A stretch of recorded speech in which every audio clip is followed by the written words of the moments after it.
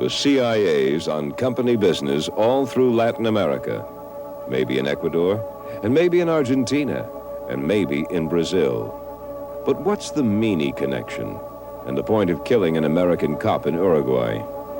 Who's behind political torture and the bomb squads? Part 2 of the award-winning documentary On Company Business, tonight on Alternative Views.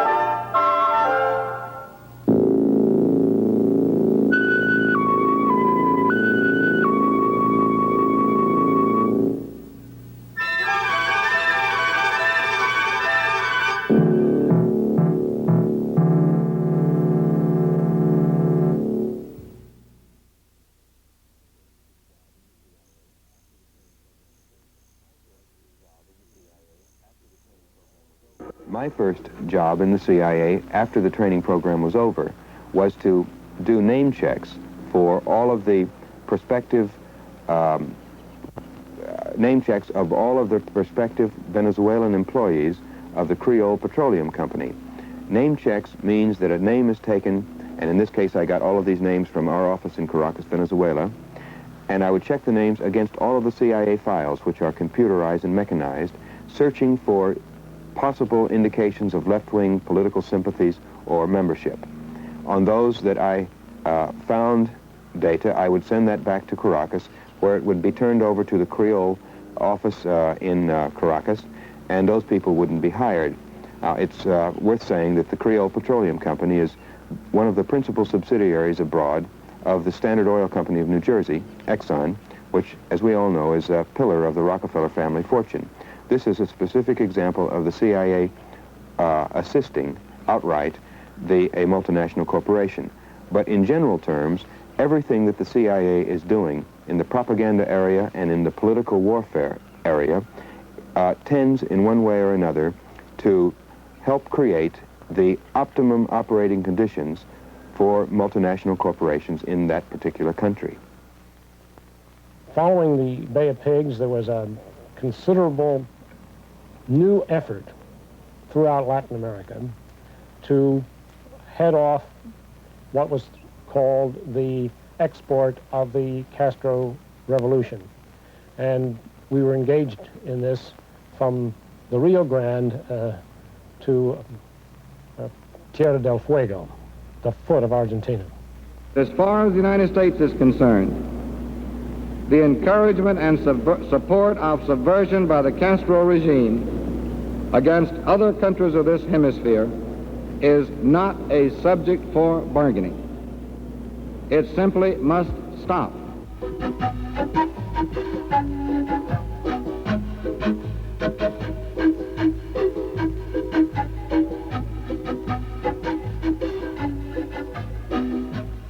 At any one time down in Ecuador, we had on our payroll or in an intimate working relationship with our station one vice president, a president of the Chamber of Deputies, a president of the Senate, a vice president of the Senate, a number of senators, a number of deputies, the Secretary General of the Democratic Socialist Party.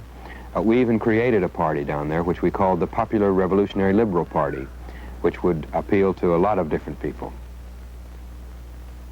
We had extensive propaganda operations during this period also. The outstanding liberal columnist of the country, Gustavo Salgado, who wrote for El Comercio, which was one of the principal dailies, under pen names, working for us, writing up our material and publishing it as if it were his own. We would publish small notices which would be practically hysterical outcries against the growth of communism in Ecuador or a specific issue such as the visit of diplomats from some communist country. Our participation consisted in creating the conditions of fear and at times hysteria with regard to the growth of the left-wing political organizations in Ecuador, such as the communist organizations, and the fear with regard to the influence of the Cuban Revolution. Our themes were the threat of these developments to traditional Ecuadorian values. And when I speak of Ecuador, I am speaking of most of the rest of Latin America too. The family, religion, and tradition, essentially. Colonel, when you were in Argentina, you had developed a relationship with the producer of the Argentine newsreel. And could you mention how that worked?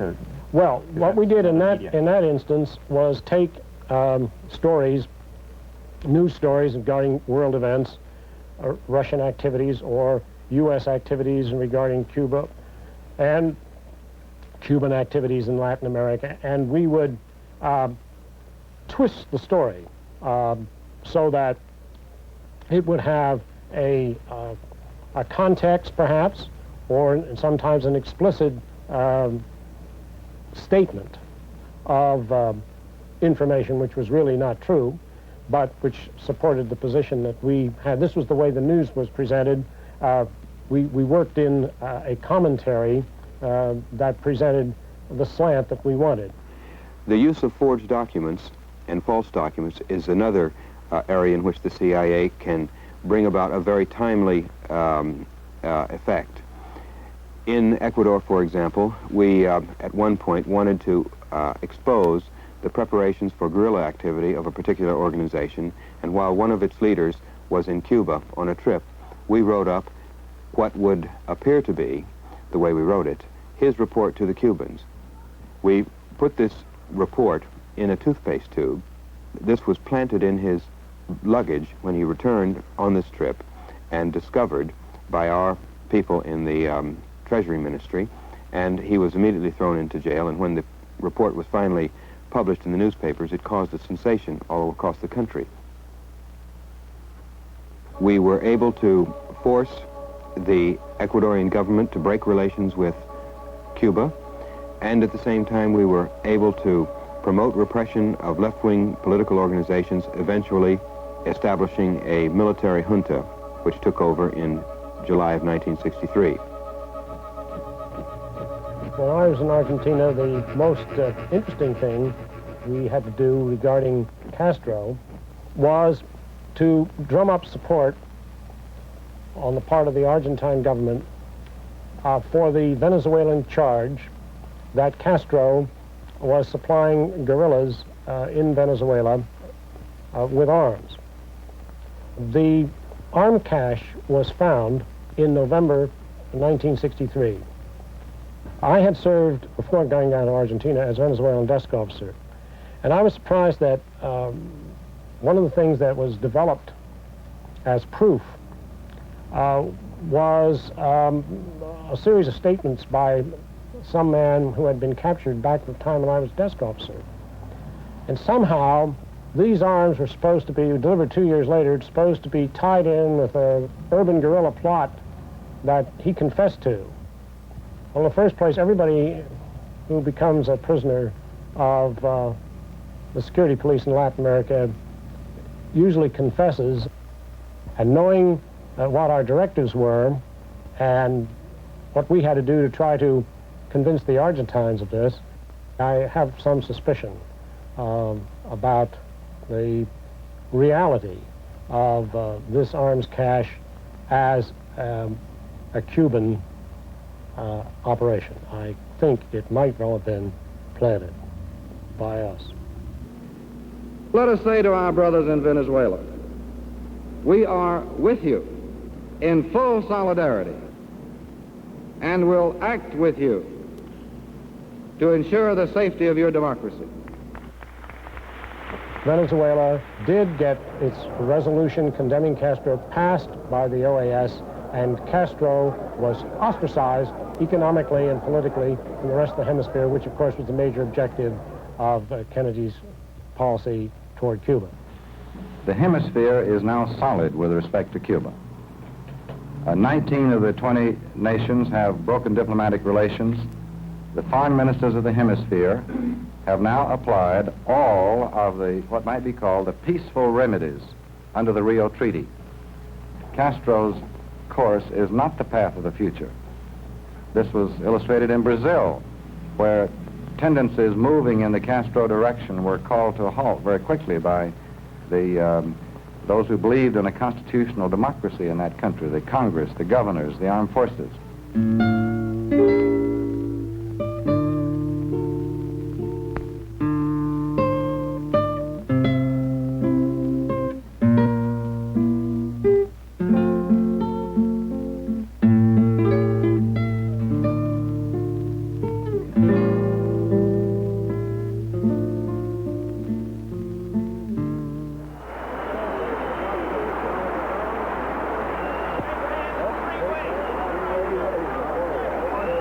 In the long run, the issue between communism and democracy is going to be finally settled not in the councils of diplomats or by the heads of government, but in the hearts and the minds, yes, and the stomachs of the multitudes of the ordinary working people of Asia, of Africa, of Europe, yes, and of the Americas too.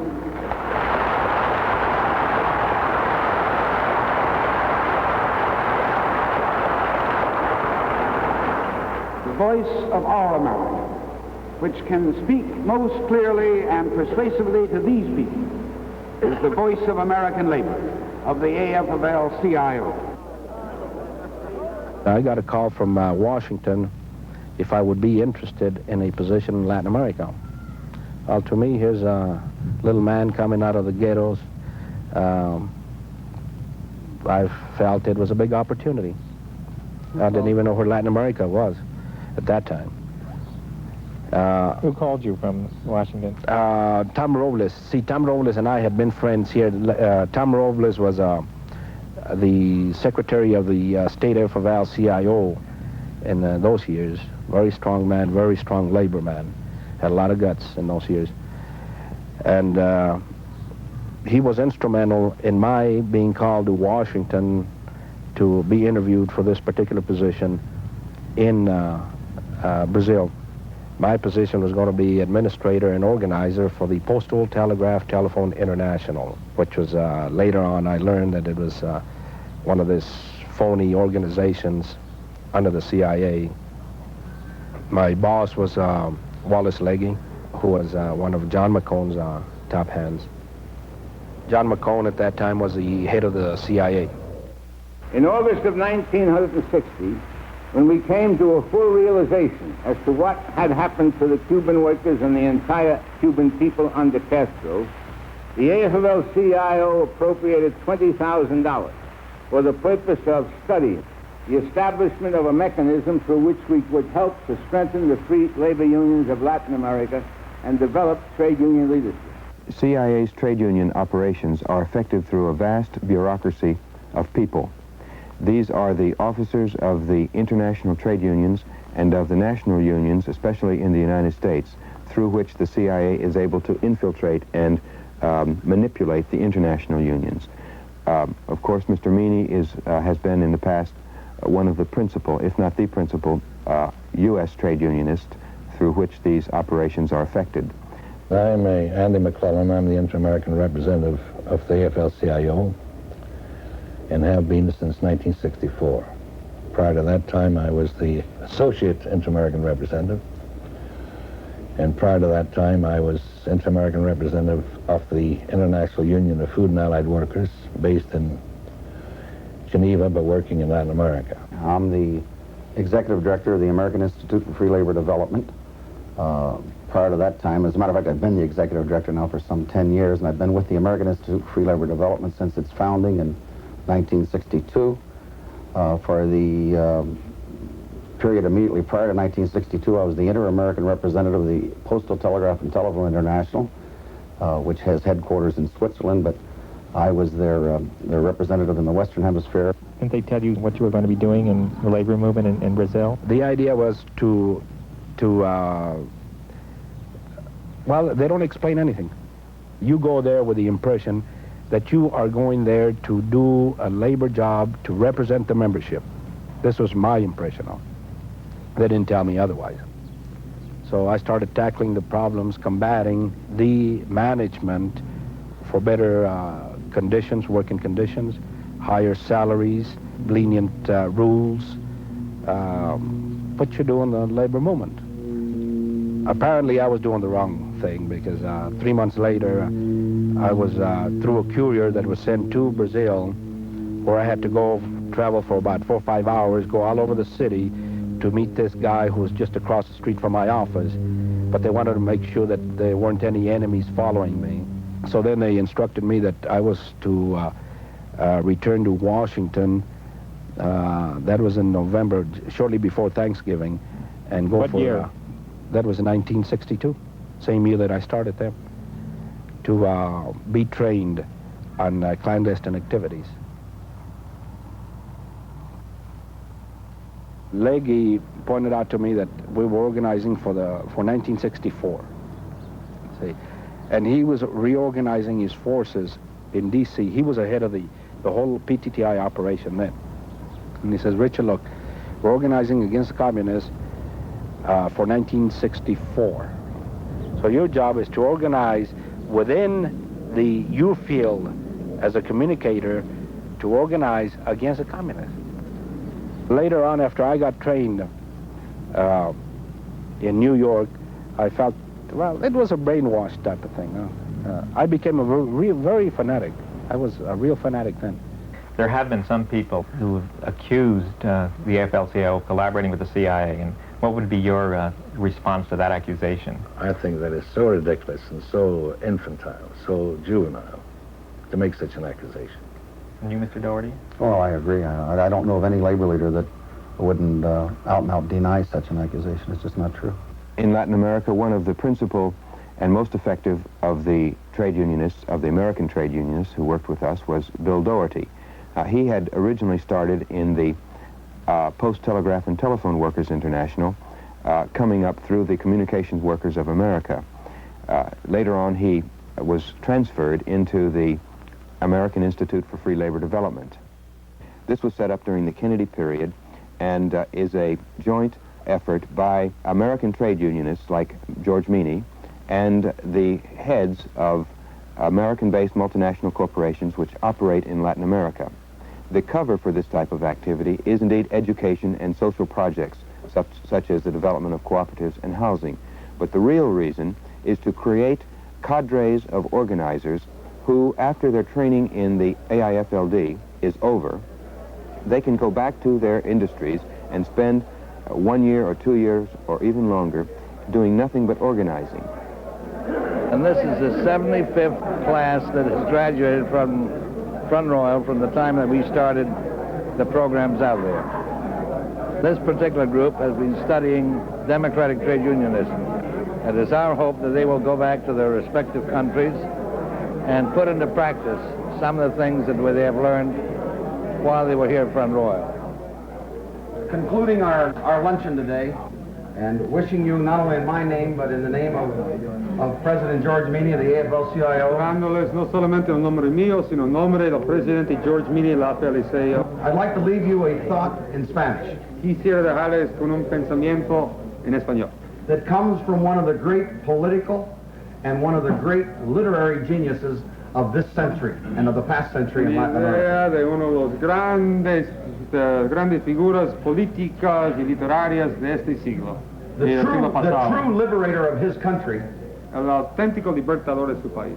From heaven, who is embarrassed by the shame that now exists in Cuba because of the dictatorship of Fidel Castro. El cielo que pase vergüenzas por la dictadura que actualmente existe en la Cuba de Fidel Castro. That great Cuban José Martí one time said. Este gran cubano José Martí una vez dijo. El mundo se divide en dos ramos. The world is divided into two camps. Los que aman y construyen. Those who love and build.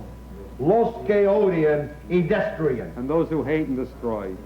Nosotros, compañeros sindicalistas libres, somos que amamos y construimos. Váyanse con Dios, compañeros. We are the lovers and builders. Go with God. These institutes that were created by the AFL-CIO as their major instrument and vehicles now for international work has on its boards of directors prominent American employers. For instance, the American Institute for Free Labor Development in Latin America has for many years had as chairman of its board one Peter Grace. And if one looks at the long list of corporations that initially contributed to the establishment of the AFL's American Institute for Free Labor Development, it includes not only United Fruit, but Anaconda Copper, and a whole string of U.S. corporations that have never voluntarily accepted their obligation to pay decent wages and provide good working conditions in the United States. They always had to be forced to do it through union organization and strike action, etc. And why suddenly these corporate interests now should be embraced as allies and be foisted on Latin American labor or any other American labor groups, any other Latin American labor groups, as people with credentials suitable for picking future trade union leaders and training them, this is beyond my imagination. They spend the first 9 months after they get back instructing other people in our branch institutes in Latin America. And what they do after that 9 months is over, I can't say, but if they join some political party that's against the regime in power, I think it's stretching your imagination quite a bit if you're going to attribute that to what the AIFLD done while they were up here. We were supposed to get the revolution going by May of 1964. I would call my leadership and I tell them, look, this is what we have to do. Huh? We have to get the people on our side because the communists have a bigger membership than we do. So you have to go out there and pull the membership away from them. See, and this is where the idea of training our leadership to go to Front Royal came into being. This is J. Peter Grace, and he says here, AIFLD men also helped drive communists from control of British Guiana. They prevented the communists from taking over powerful unions in Honduras and helped to drive the communists from strong jugular unions in Brazil. Could you go back to that period and sort of describe what the atmosphere was in Latin America? Well, we were living in the early 60s. I think, Andy, you would agree with me, in an era when we were in the streets battling for the lives of the free trade union movement against what was then a more powerful communist trade union movement that since then, in my estimation, has lost an awful lot of its appeal and its attraction and its ability to maneuver. I was doing just exactly what Bill Doherty had done for years and years in Brazil. See, not only in Brazil, but all over the country, all over the Latin American countries. So Bill Doherty now heading the AIFLD was the same type of operation. Huh? Go around buying people. So I would recommend maybe 6, 7, 8 people, which were good potentials as labor organizers, and I would put them on a plane, send them down to Front Royal. They would be paid there. They got their lodging, their meals, the whole works, and then I would support their families in Brazil. And was this part of the preparation for what happened in 1964? That was the object of the whole thing. Half a world away, troops are called out in the suburbs of Rio de Janeiro to quell rioting over President João Goulart's attempts to form a new Brazilian government after the resignation of Prime Minister Tancredo Neves and his cabinet. Food stores are looted as dealers hold back supplies of beans, rice, and other staples because they feel government price controls are set too low. Order is restored, but not before 11 persons are killed and a crippling general strike is called over the power struggle between the president and the parliament of Brazil. Says Mr. Doherty, quote, "What happened in Brazil on April 1st did not just happen, it was planned, and planned months in advance. Many of the trade union leaders, some of whom were actually trained in our institute, were involved in the revolution and in the overthrow of the Goulart regime." Immediately prior to the military takeover in Brazil, there was a group of students from Brazilian unions in training in Front Royal. This wasn't the first of the Brazilian groups that have been here, nor has it been the last. We've had them continuously. They weren't in any kind of a course training for revolutionary activities or clandestine activities. They were in a regular collective bargaining course. It so happens that when many of those students went back home from that course, their unions were involved in this struggle against the attempt of the communists to take over some of the unions, and that's precisely what I meant by the statement.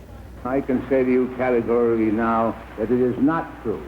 Well, under no circumstances have we ever received or solicited any money from the CIA. It doesn't say that the AFL-CIO received it. The $33 million doesn't go to the AFL-CIO.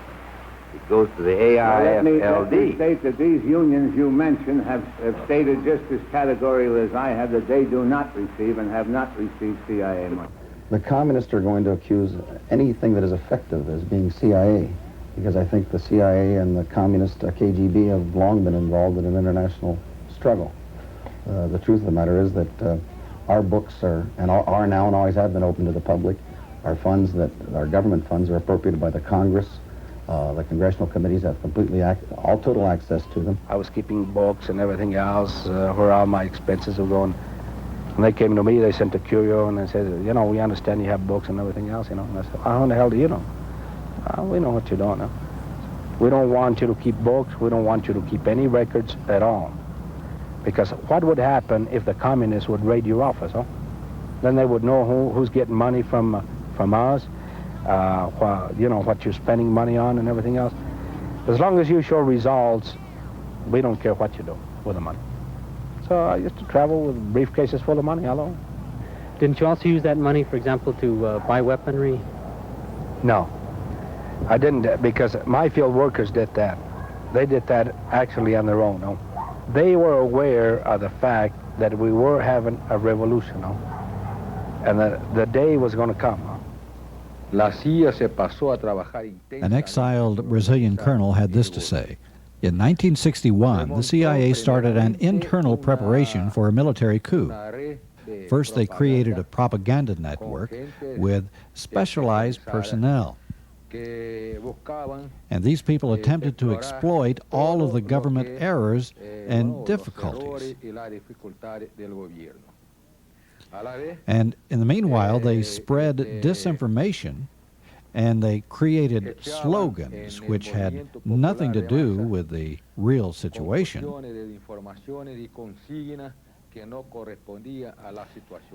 And all of this was to prove to the broad masses of people that Brazil was on its way to communism, and that democracy had to be defended. So they organized CAMDE, the Women's Campaign for Democracy. And they directed this principally at women, playing on the feeling that women mainly have for the family and religion. We began these so-called marches for God and peace, the so-called pots and pan demonstration. We talked in terms of hundreds of thousands, demonstrating in Rio and in Sao Paulo. And I think it was the women that obliged the military to move in and take over. That happened in Chile 10 years later. Almost the whole scenario was the same, which leads one to believe that there may have been some Brazilian advisors in Chile at the same time fomenting the revolution against Allende. On the day before the coup, Castillo Branco, who was then the chief of the Army General Staff, could not make up his mind. He wasn't sure that the coup would be successful. General Vernon Walter personally went to tell him that, yes, he should join the coup because, in case it was needed, the American fleet and naval task force was sailing close to the coast of Espiritu Santo, where the Marines would land to support the coup forces. And it was for this reason that Castillo Branco decided to support the coup.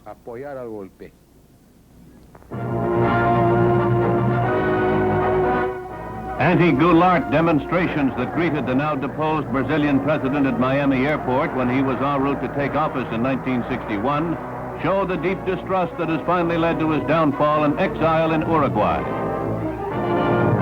Troops had to be called out in Brasilia to quell the bitter protests of thousands against the notoriously left-leaning João Goulart's taking office.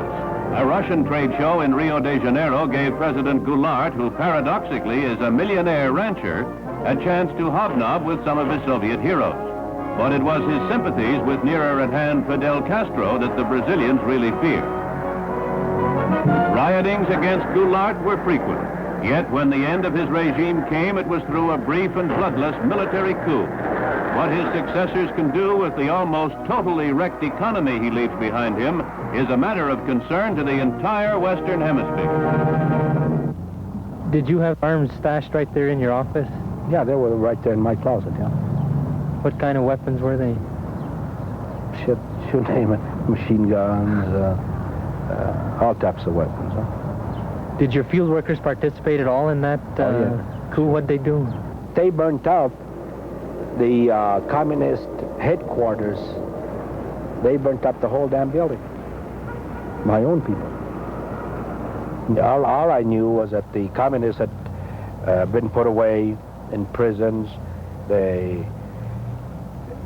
military had brought in ships, put them in the bay, and confined the communists, you know, put them in ships, locked the doors and thrown the keys away and whatever. So were a lot of communists in the labor movement there that you knew about put in jail? There were more of them than us. More. And they were all jailed? They were all thrown in jail.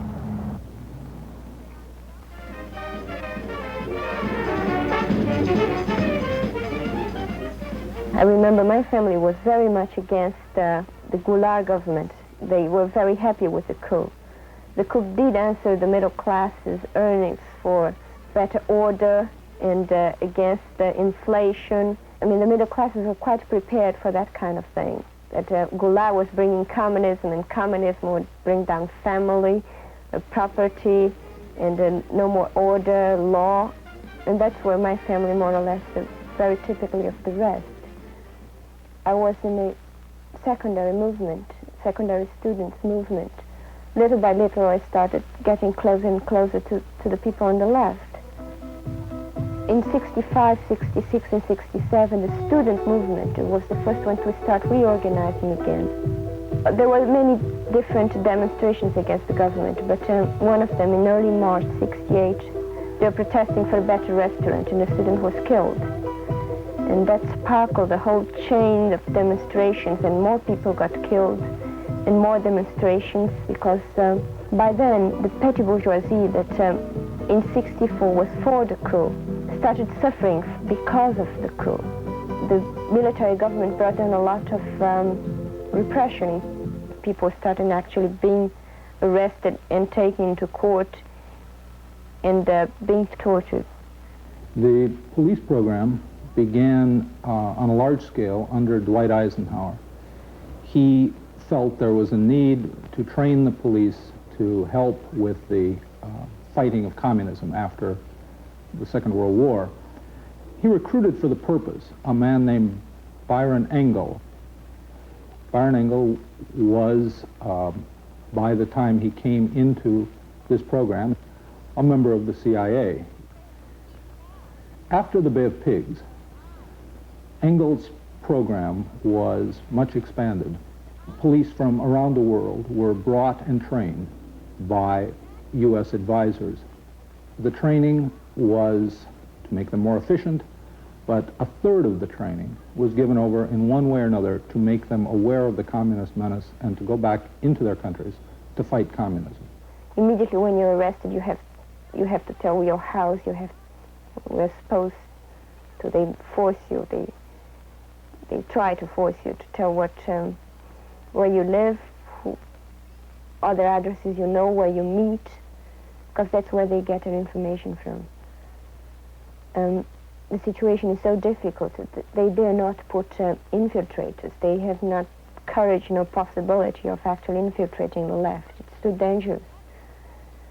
So the only way they get their information is through torture.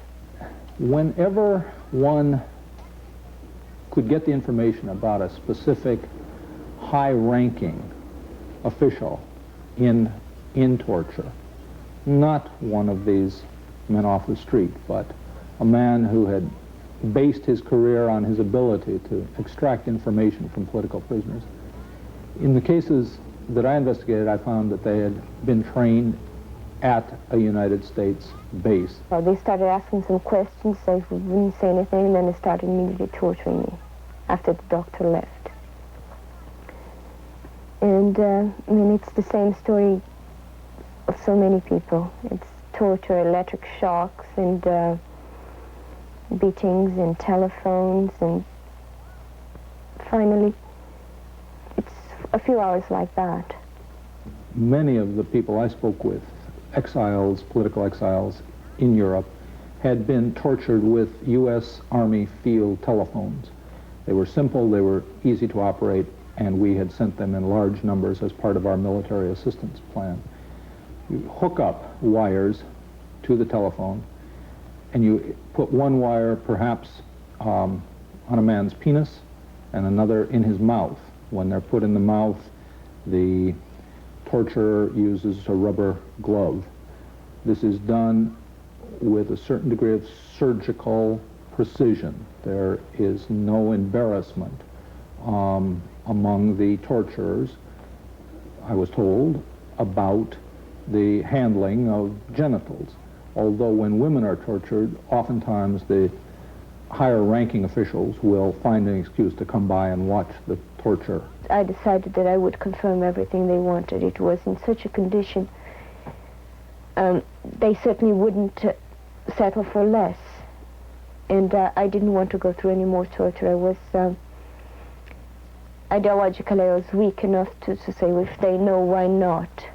What we brought to it, what we as the United States, through our efficient system brought, was the sense that you used only the amount of torture appropriate to get information. And the reason torture persists is that although the cant among the police officers is that torture is not an effective way to get information, it of course is.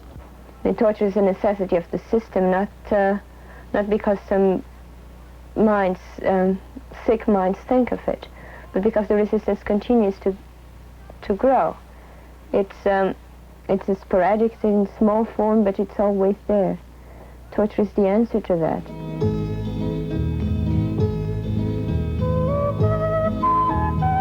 We were unsuccessful in our efforts to weaken the left in Uruguay during the period when I was in Uruguay, 1964 to 1966. Our job, in the face of the growth of the strength of the left during that period, was to promote repression. It was the only alternative we had. In 1966, we brought in a CIA officer who set up his office in the police department under the cover of the public safety mission of AID. This officer was to work exclusively with the police intelligence, trying to improve its capabilities. This officer was still there in 1970 at the time that the American Public Safety Mission chief, Dan Mitrione, was kidnapped and executed by the Tupamaros.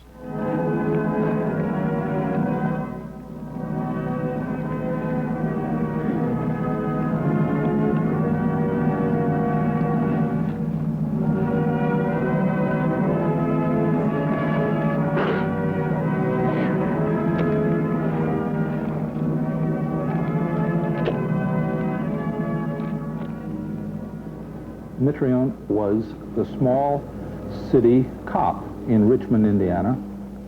He had advanced to the position of chief of police and had heard about Byron Engel's program in Washington, applied, and of course he was exactly the sort of person they were looking for to send abroad. Diligent, hard-working. Dan exemplified the highest principles of the police profession, that of social service. He served in Brazil for 7 years, at the International Police Academy in Washington for 2, and in Montevideo for 1. There are 250 million people in Latin America. In many of these countries, the communist terrorists are trying to tear the fabric of democracy apart. Some of these countries, Uruguay among them, realize that the best protection against this is the development of a democratic police and have asked the United States to help. And this is what Dan was doing in Uruguay. Mitrione was a tough professional by 1969. He had spent 9 years in the program. He had been in Brazil, where there had been a great deal of repression and refinement torture as an interrogation technique, and he went to Uruguay to get information. Some time ago, an officer of the Uruguayan Armed Forces made this photograph public. This testimony is from Dr. Hugo Villar, who is in Uruguay in exile. He said, "Here you see an almost naked prisoner with a hood. Practically all of the prisoners are hooded, which is a measure taken so that they cannot identify their torturer." Daniel Mitrione, efficient-looking, congenial in manner. This is the testimony of Manuel Evia, an AID official from 1964 to 1970 in Uruguay. He's testifying about Mitrione. He says, "Mitrione was a perfectionist. He supervised every detail. He insisted on checking everything. During the training sessions, he directed and personally executed each aspect." This question of perfectionism, he insisted on an economy of effort. He used to say, "Precise pain, in the precise place, at the precise time. You must be careful. You should avoid excesses." Another phrase of his was this: "Remember that the death of the person interrogated constitutes a failure of the technician," because that's what he considered himself, a technician. One of the pieces of equipment that had been found useful was a wire so very thin that it could be fitted into the mouth between the teeth, and by pressing against the gums increase the electrical charge, and it was through the diplomatic pouches that Mitrione got some of the equipment he needed for the interrogations, including these fine wires. Several street beggars were picked up whose disappearance would attract no attention.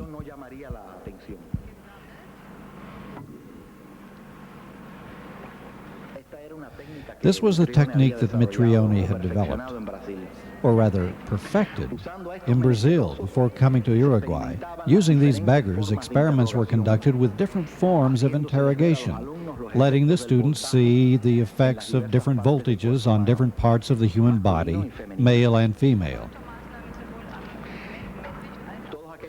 All these unhappy people died without really knowing why they were undergoing this pain, without even having the possibility of answering any question, because they were not asked any questions. They were simply guinea pigs.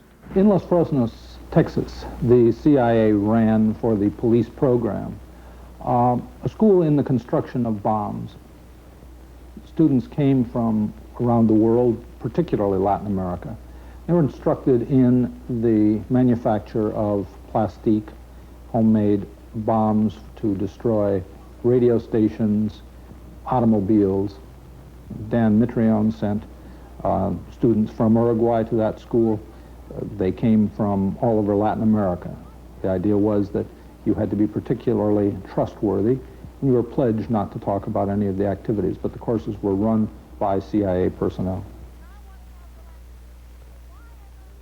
The death squads were very active in 1972 and 1973. This was denounced in the Uruguayan Congress before the Congress was dissolved, and it was mainly denounced when the Tupamaros kidnapped one of the main leaders, one of the main heads of the death squad, called Nelson Bardesio.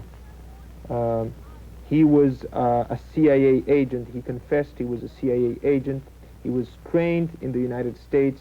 He was paid by the Central Intelligence Agency of the United States to work.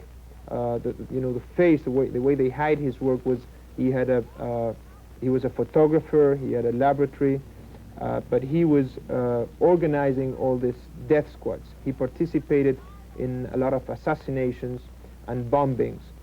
Nelson Bardesio was sent to Buenos Aires to train with the Argentinian police. From that trip, he brought back to Montevideo charges of plastic explosive. And that plastic material for bombs was used against political figures on the left by the police who went around Montevideo in police cars at night, bombing political opponents. Every CIA station during that period, and I would expect today, was required to maintain what was called the Subversive Controlled Watch List. This was a list of the most important left-wing political activists in the city or in the country, and the list would include not only their name, but the name of their mother, the name of their father, of their children, of their wife, their address where they lived, the address where they worked, the places they would go with their friends, clubs they might belong to, where they would undertake their leisure activities, everything we might need to know for sudden action against that person. These lists would be usually maintained in the CIA offices and kept up to date. But whenever necessary, they were turned over to the local police or the local military authorities for action on the part of those authorities. The Uruguayan death squads started acting in Buenos Aires, in Argentina, and some of our best friends and aides were kidnapped and assassinated. The prominent leaders who were kidnapped were Héctor Gutiérrez Ruiz and Senator Selmar Michelini. They were both kidnapped and assassinated the same night. That very night, they went after my father and myself. When we started living in Argentina, we had to register in the police headquarters. And the first 3 or 4 weeks, we lived in an apartment in a street called Suipacha. Then we moved to the apartment where we lived, where my parents lived for 2 years, and I lived for the last 8 months. And the only place where we had the old address registered was the police headquarters. And it was to our old address where they went after us. El asesinato de estos líderes políticos de Uruguay. The murder of these political leaders in Uruguay is actually part of an international campaign which includes the assassination of the Chilean generals Schneider and Prata.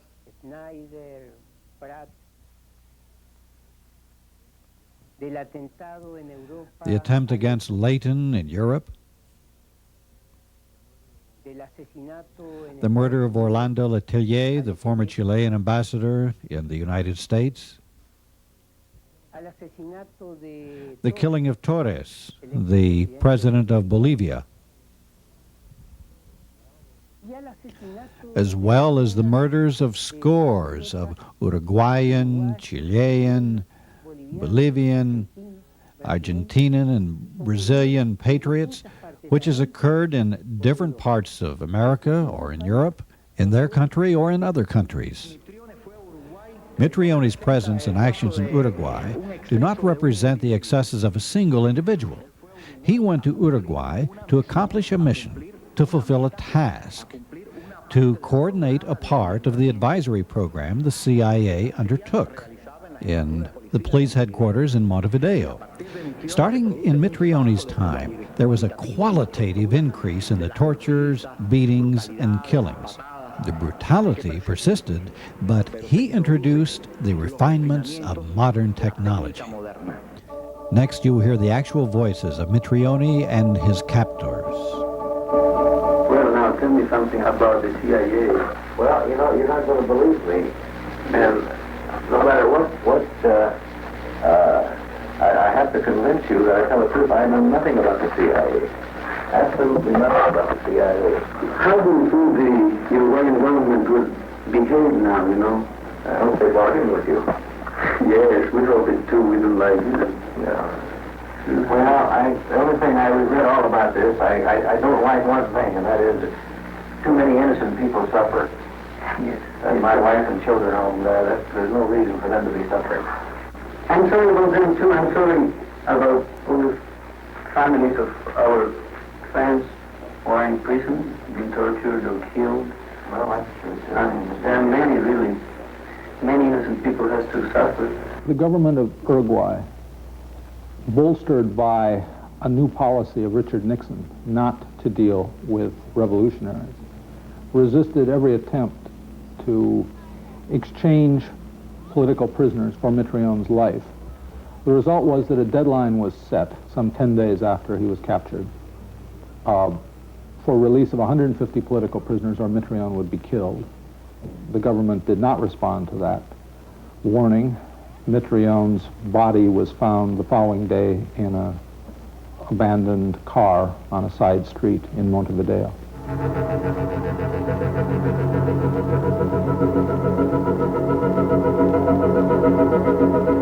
This callous murder emphasizes the essential inhumanity of the terrorist.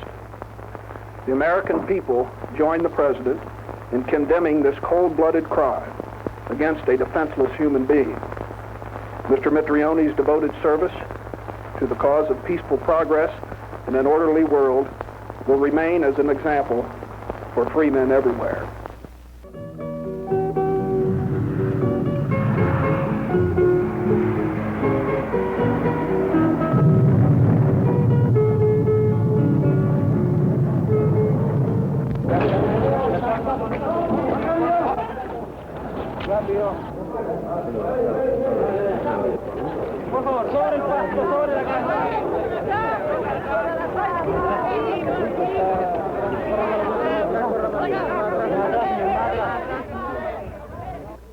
I wish to emphasize again that the United States government or any of its parts were not involved in this coup attempt in any way or shape, and also that it is our policy to not intervene in the internal affairs of another country.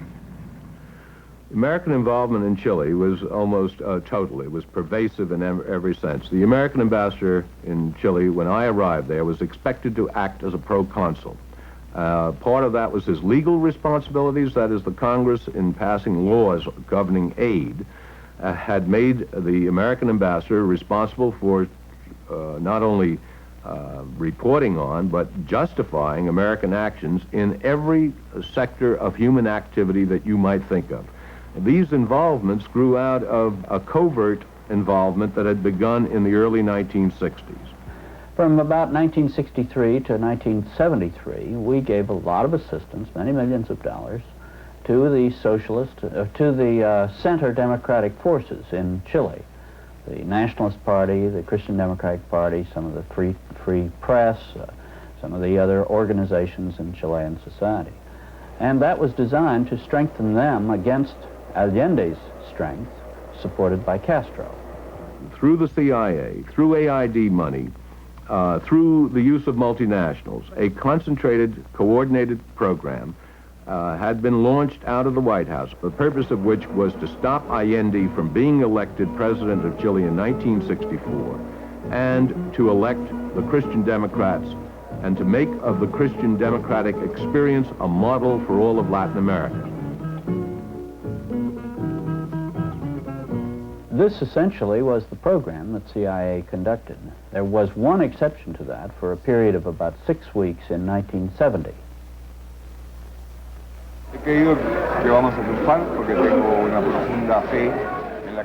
I think we will win because I have profound faith in the political consciousness of the people, despite the inequality of the contending forces in the struggle. But I have absolute faith and confidence in the political awareness of the people and the loyalty of the national majority, which will support the program of the Popular Unity Coalition and its candidate.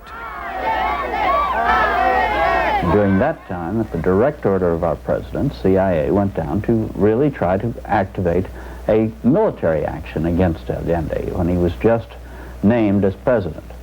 When Allende was elected, there were two things that then happened. On the one hand, there was a public constitutional gimmick thought up by the lame duck Frey government to block Allende from becoming president.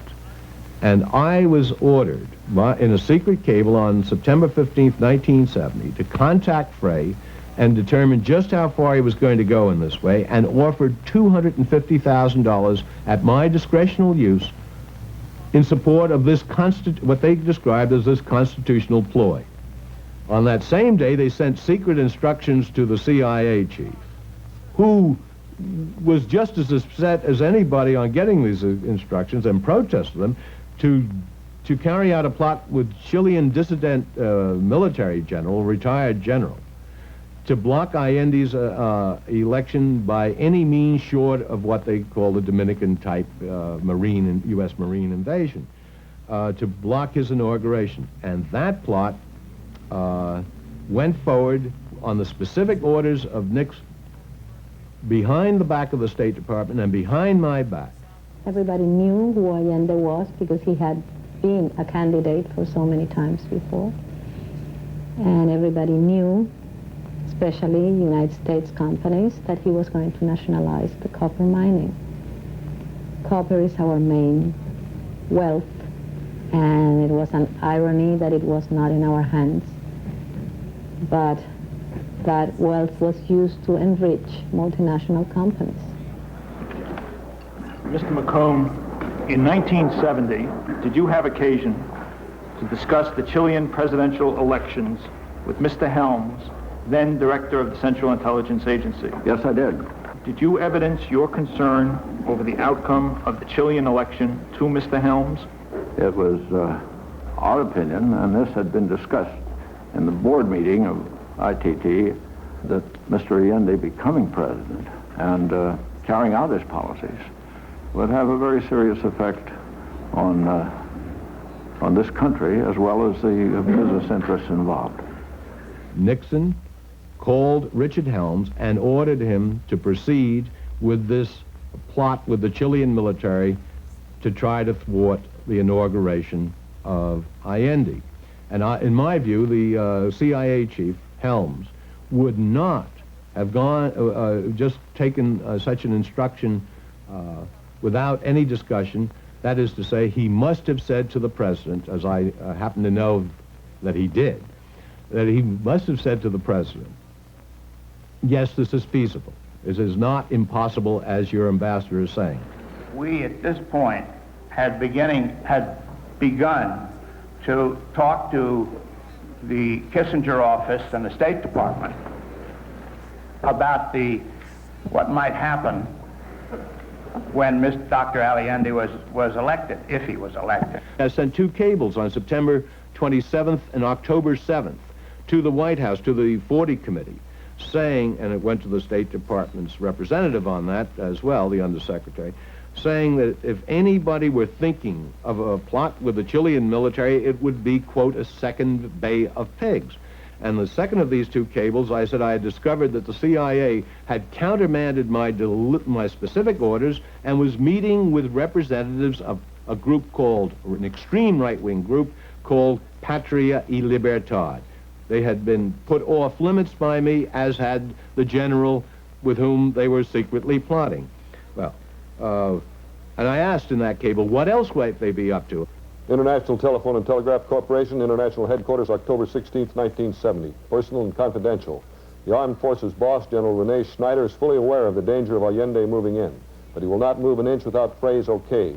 One retired General, Vio, is all gung-ho about moving immediately. Schneider has threatened to have Vio shot if he moves unilaterally. Unless there's a move by dissident Chilean military elements, Salvador Allende will be inaugurated as president November 4th. I got an order to go right back to Washington and report to Kissinger on Monday, October 12th. And when I went in to see Kissinger, and in the course of talking to him, said that only a madman would be dealing with this General Vio, the dissident general, or any Chilean military plotter. 30 seconds later, he leaped up and he said, would you like to see the president? Obviously, I didn't know that I had touched a very sensitive nerve when I said that only a madman would be plotting, since they were already plotting.